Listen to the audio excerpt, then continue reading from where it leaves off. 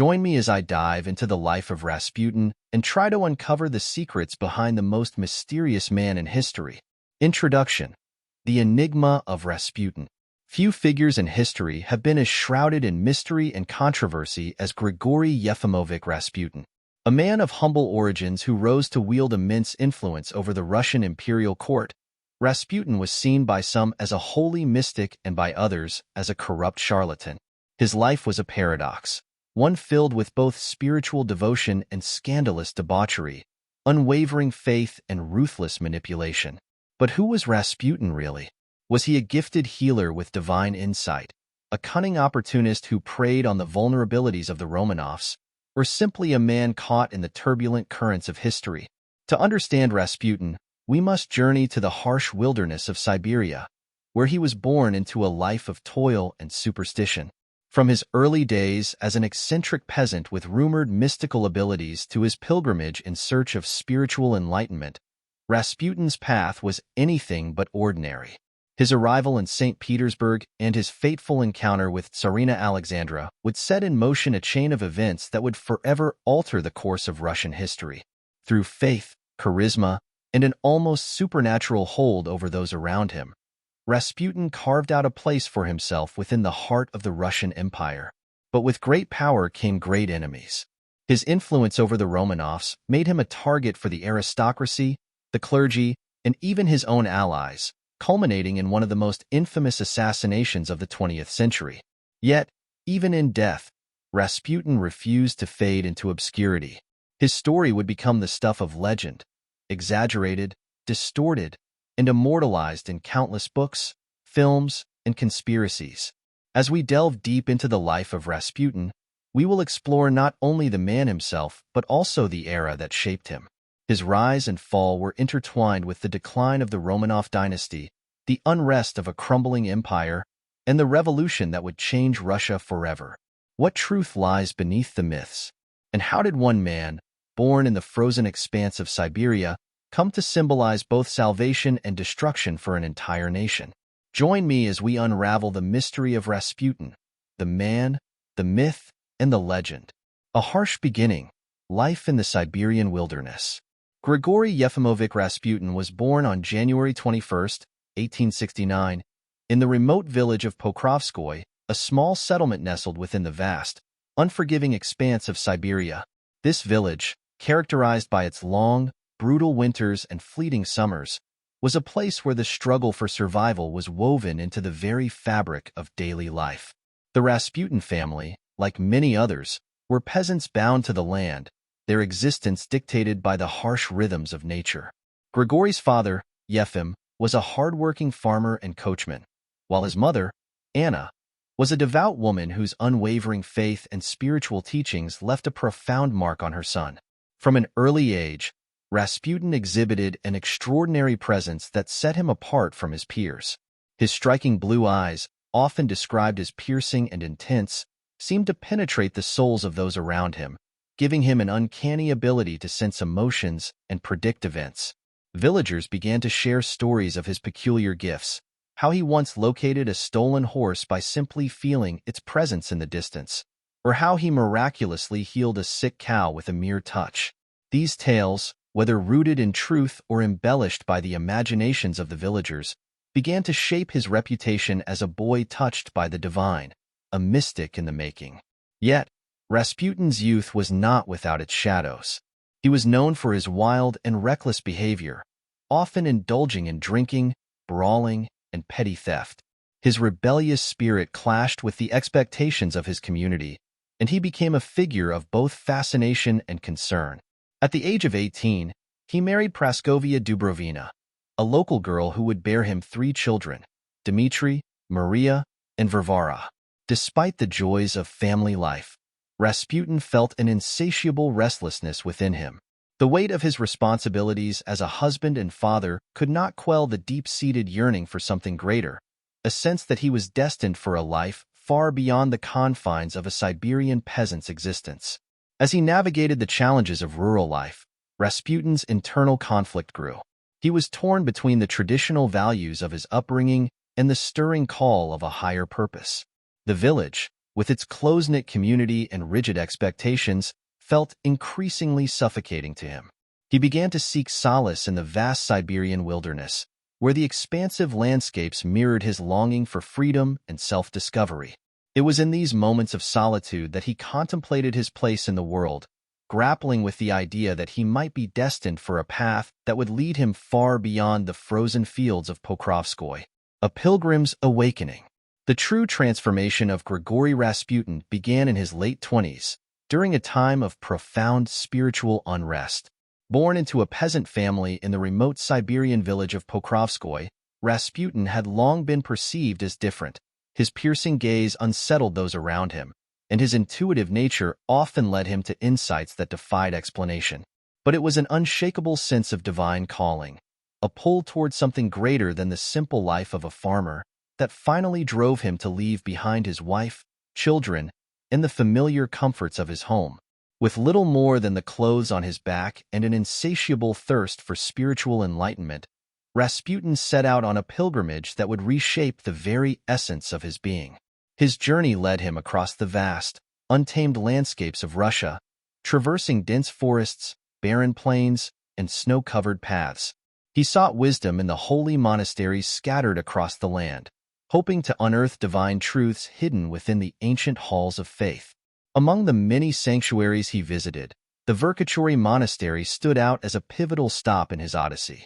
Perched in the heart of the Ural Mountains, this monastery was known for its austere practices and the devout asceticism of its monks.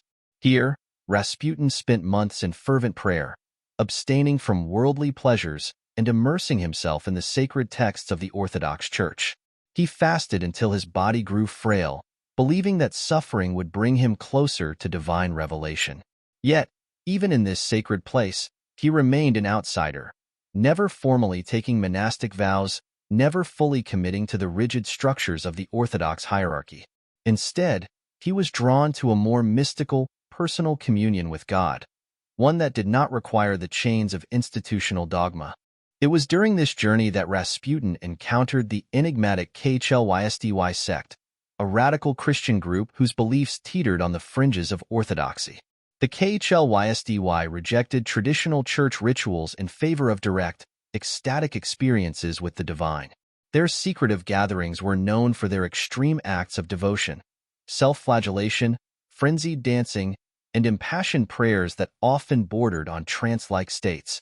Though Rasputin never officially joined their ranks, the KHLY's philosophy left an indelible mark on him. They preached that redemption was found through suffering, that one could experience divine grace not through rigid doctrine but through an uninhibited, ecstatic surrender to God. This radical perspective resonated deeply with Rasputin. He began to shape his own unique spiritual ideology, one that combined the foundations of Orthodox Christianity with an unorthodox belief in the power of personal revelation, spiritual endurance, and divine grace found through struggle. He rejected the notion that holiness could only be achieved through purity. Instead, he embraced the paradox of sin and salvation, believing that true closeness to God required one to experience both darkness and light. By the time Rasputin completed his pilgrimage and returned to society, he was no longer just a wandering peasant. He was a starets, a mystical holy man whose mere presence seemed to command reverence and curiosity. His reputation as a healer and prophet began to spread, drawing both devoted followers and skeptical critics. Yet, for all his growing fame, Rasputin never abandoned the lessons of his pilgrimage. The man who had set out as a simple seeker of truth had returned as something more, an enigmatic figure whose influence would soon extend far beyond the isolated villages of Siberia, reaching the very heart of Russia's imperial court. This was the awakening of Rasputin, the moment he ceased to be just another man and became a legend, a rival in St. Petersburg and the path to power. By the early 1900s, the Russian Empire was a nation simmering with tension. Beneath the dazzling opulence of St. Petersburg, cracks had begun to form in the very foundations of Romanov rule. The war with Japan had humiliated the empire. The working class seethed with discontent, and whispers of revolution stirred in the streets. Even within the gilded palaces of the aristocracy, unease was palpable. The Orthodox Church, long the bedrock of Russian spirituality, was losing its grip as modern ideas took root and the faithful sought new sources of divine connection. It was into this climate of spiritual hunger and political fragility that Grigori Yefimovich Rasputin arrived, a man of contradictions, both charismatic and unsettling, revered and reviled. The journey to the imperial capital. By the time Rasputin set foot in St. Petersburg, he was no longer just an obscure peasant from Siberia. Over the years, tales of his prophetic visions, inexplicable healing abilities, and mystical charisma had traveled far beyond the banks of the Tura River.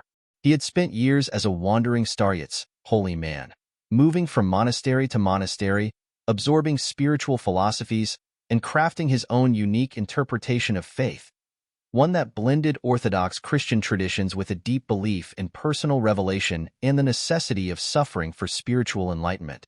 Rasputin's journey to the imperial capital was neither swift nor accidental.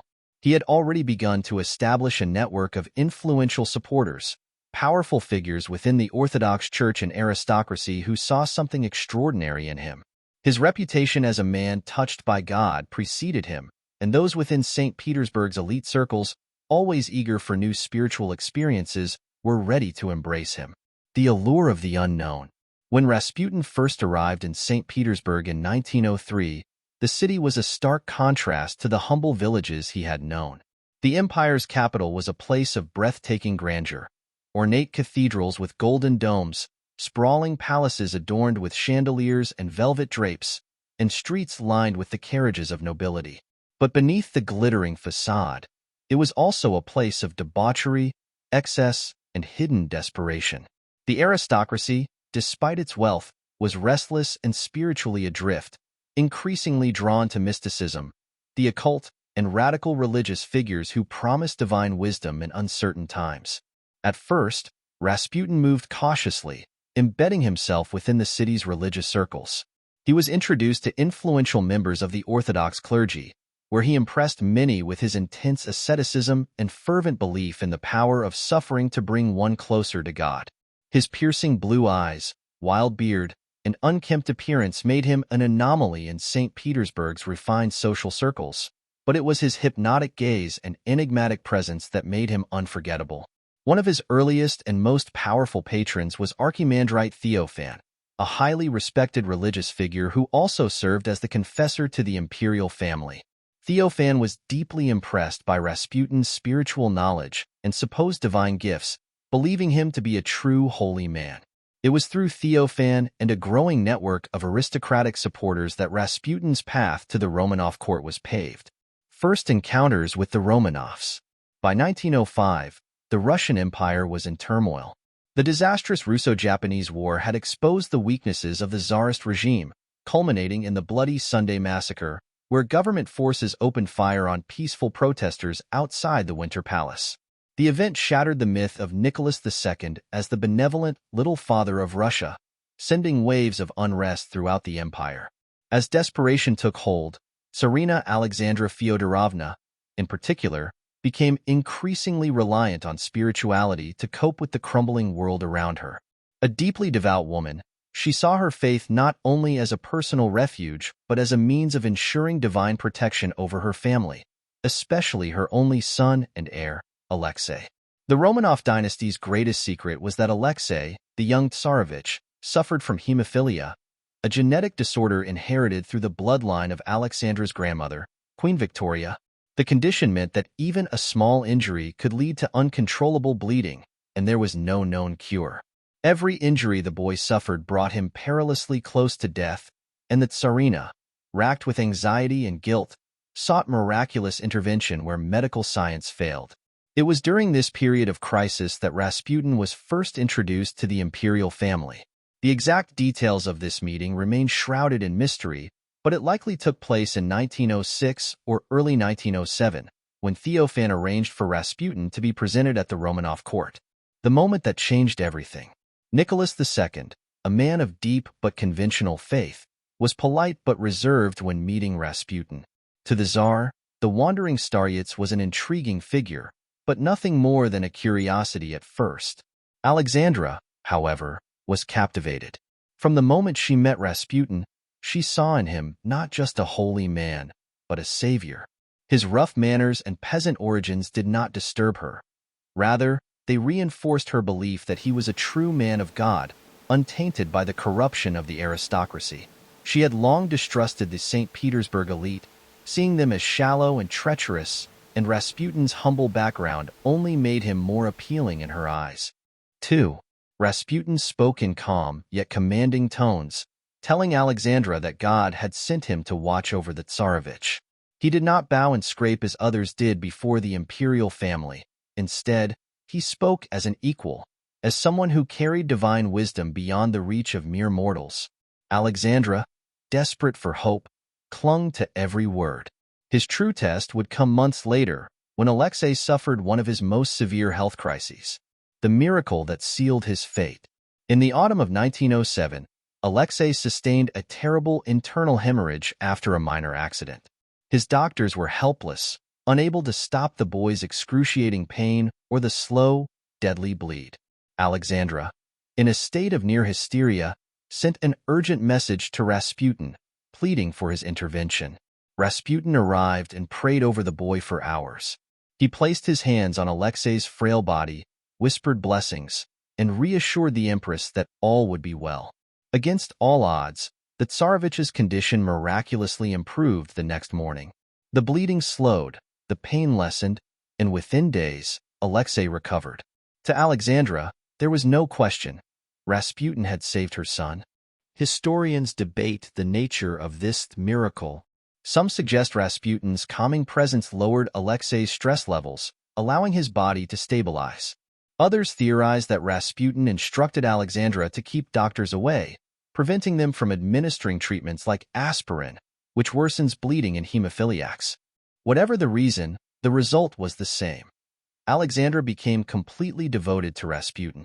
The path to power. From that moment on, Rasputin was no longer just a wandering mystic. He was the most trusted spiritual advisor of the Romanov family. The Tsarina saw him as her son's guardian, a holy man with divine gifts, and his influence within the imperial court grew exponentially. However, as his power increased, so too did the whispers of doubt. The aristocracy and Orthodox clergy began to view Rasputin with suspicion, seeing him not as a saint, but as a dangerous manipulator.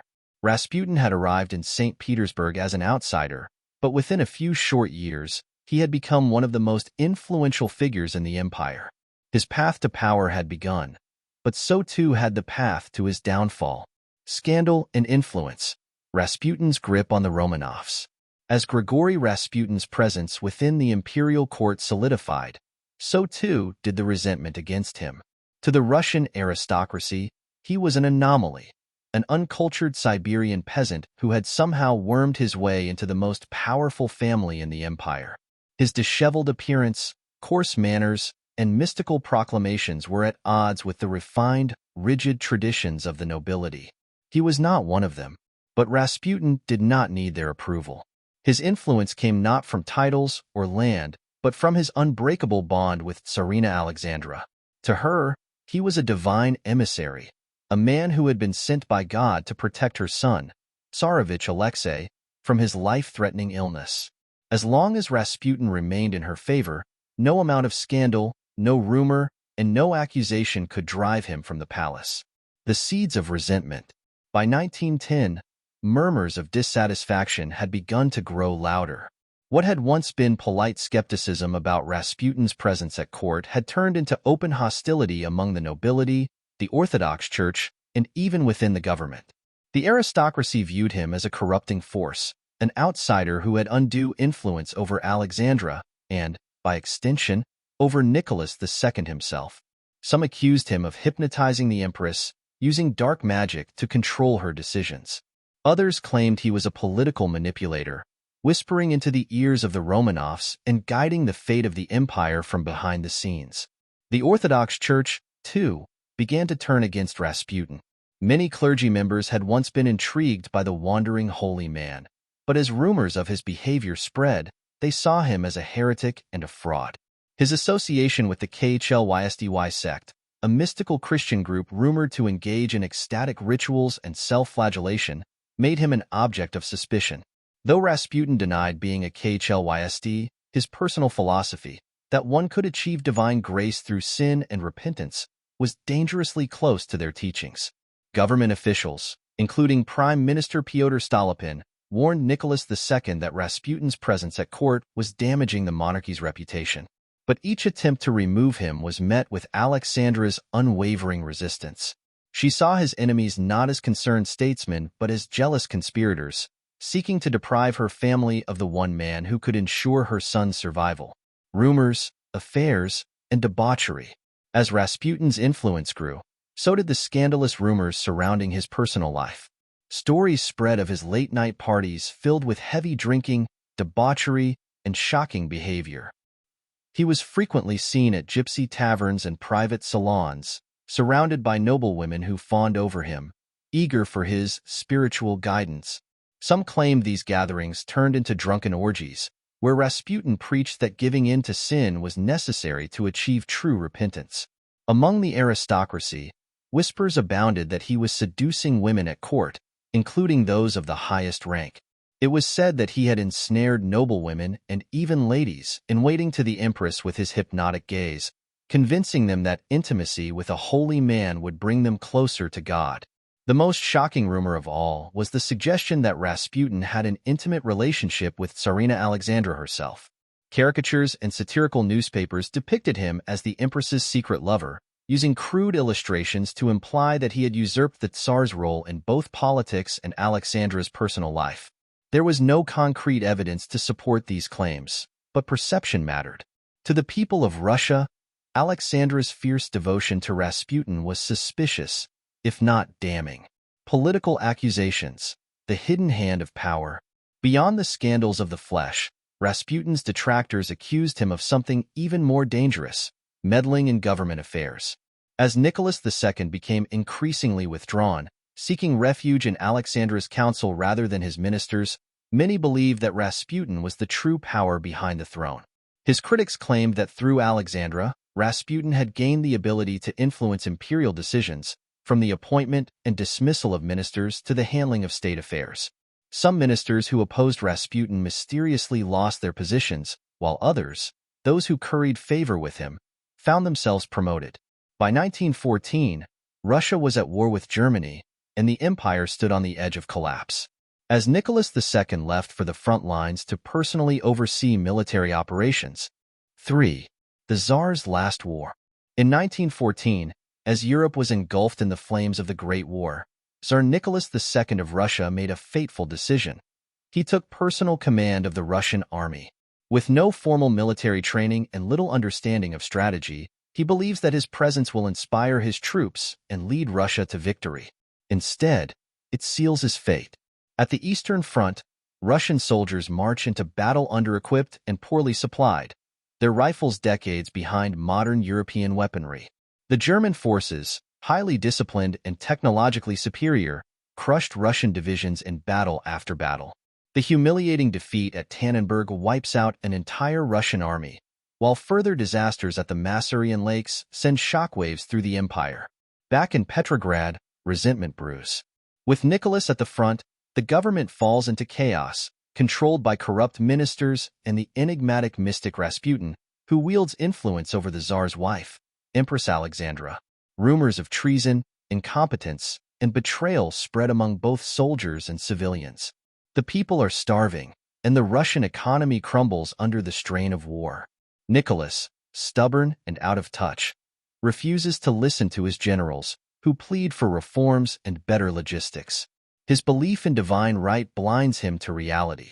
Desertions skyrocket, and morale collapses. By 1917, entire regiments mutiny, refusing to fight a war they see as hopeless. Then, the breaking point. The February Revolution erupts.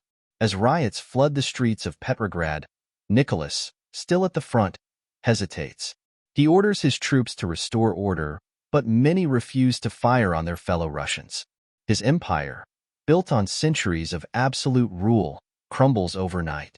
Forced to abdicate, Nicholas II boards a train back to Petrograd, not as a ruler, but as a prisoner. His disastrous leadership of the war has doomed not only his reign but his entire dynasty. Soon, the Bolsheviks will rise, the Romanovs will fall, and Russia will be changed forever. Alexandra and Rasputin's influence in government grew even stronger. The Tsarina, convinced that Rasputin's visions were divine guidance, made critical decisions based on his advice, often ignoring the counsel of seasoned statesmen. To the Russian elite, this was unforgivable. Alexandra's devotion, the unbreakable bond. Despite the relentless attacks on Rasputin's character, Alexandra remained his most ardent defender. She saw the aristocracy's hatred of him as a reflection of their hatred for her, a German-born empress they had never fully accepted. To her, Rasputin's enemies were not motivated by genuine concern for Russia, but by envy, selfish ambition, and malice. For Alexandra, Rasputin was irreplaceable. He was not just a spiritual guide, but a symbol of divine protection over her family. Each time Alexei fell ill and Rasputin was summoned, the boy seemed to recover. The empress took this as proof that his presence was essential to her son's survival, and by extension, to the survival of the Romanov dynasty itself. Even as scandal surrounded him, even as ministers and noblemen begged Nicholas to act, Alexandra refused to listen. As long as Rasputin remained in her favor, he was untouchable. The cost of loyalty, the dynasty's decline. The longer Rasputin remained at court, the more he alienated the Romanovs from the very people they needed most. The aristocracy, once loyal to the Tsar, saw his failure to remove Rasputin as weakness. The Orthodox Church, once the spiritual backbone of the empire, viewed Rasputin's continued presence as an embarrassment. The government, already struggling to maintain order, was undermined by Alexandra's refusal to part with him. Most importantly, the Russian public had turned against the monarchy. As soldiers died in World War I, as food shortages and riots spread across the cities, the people looked to the Romanovs and saw only excess, scandal, and corruption. Rasputin had become the face of their resentment, a symbol of everything wrong with the imperial regime. By 1916, the tide had turned. Rasputin's enemies were no longer satisfied with attacking his reputation. They wanted him gone, permanently, and soon, they would take matters into their own hands. The plot against Rasputin, a conspiracy of desperation. By late 1916, Russia was spiraling into chaos. The empire, once a colossus of power, was now fractured by war, starvation, and political instability. The people were suffering under the weight of food shortages, rising casualties on the Eastern Front, and a government paralyzed by incompetence. Faith in Tsar Nicholas II had all but collapsed, and many believed that the real power behind the throne was not the Tsar himself, but a Siberian mystic, Grigori Rasputin. To his enemies, Rasputin was not merely a spiritual advisor but a symbol of corruption, decadence, and the empire's impending doom. His unshakable influence over Tsarina Alexandra, his rumored manipulation of government affairs, and the countless scandals attached to his name made him the perfect scapegoat for Russia's suffering. The aristocracy, the military, and even members of the Romanov family saw only one solution. Rasputin had to die. The conspirators, who wanted Rasputin dead. The plot against Rasputin was not just a simple assassination attempt, it was an act of desperation. The conspirators were a group of aristocrats and high-ranking officials who believed that removing Rasputin would save the monarchy from destruction. Prince Felix Yusupov, the richest noble in Russia, married to the Tsar's niece, Princess Irina. He was young, charismatic, and deeply resentful of Rasputin's power over the royal family. Grand Duke Dmitry Pavlovich, the first cousin of Tsar Nicholas II, a respected military officer who feared Rasputin's influence, was endangering the empire. Vladimir Purishkevich, a right-wing politician, an outspoken critic of Rasputin in the Duma, who believed the mystic was a threat to Russia's stability. Dr. Stanislas Lazavert, a military doctor, tasked with preparing the poison for Rasputin's final meal. Captain Sukhatin, a loyal army officer, present to ensure that Rasputin did not leave the palace alive. Together, these men devised a plan that would eliminate Rasputin once and for all. The trap, luring Rasputin to his death. On the night of December 29, 1916, December 16th in the old Russian calendar, the conspirators prepared a deadly trap. Yusupov invited Rasputin to the luxurious Yusupov Palace in St. Petersburg, under the guise of a private gathering where he could meet Yusupov's wife, Princess Irina. Rasputin, ever eager to be in the company of the aristocracy, accepted the invitation without hesitation. What he did not know was that Irina was not even in the palace. She was in Crimea. The conspirators prepared a lavish basement room, dimly lit with Persian carpets, fine furniture, and a gramophone playing romantic music. A table was set with a feast of pastries, cakes, and wine, each laced with cyanide, provided by Dr. Lazavert. 4. The assassination attempt. Rasputin refuses to die. When Rasputin arrived, Yusupov played the perfect host, leading him into the basement where the poisoned refreshments awaited. As the clock ticked past midnight, Rasputin indulged in the cyanide-laced cakes and sweet wine. Minutes passed, then an hour, then 2. To the shock of the conspirators, Rasputin showed no signs of illness. Panic began to set in. The poison was supposed to kill him within minutes, yet Rasputin continued to talk, laugh, and sip his wine, completely unaffected. Desperate, Yusupov excused himself and ran upstairs to consult with the others.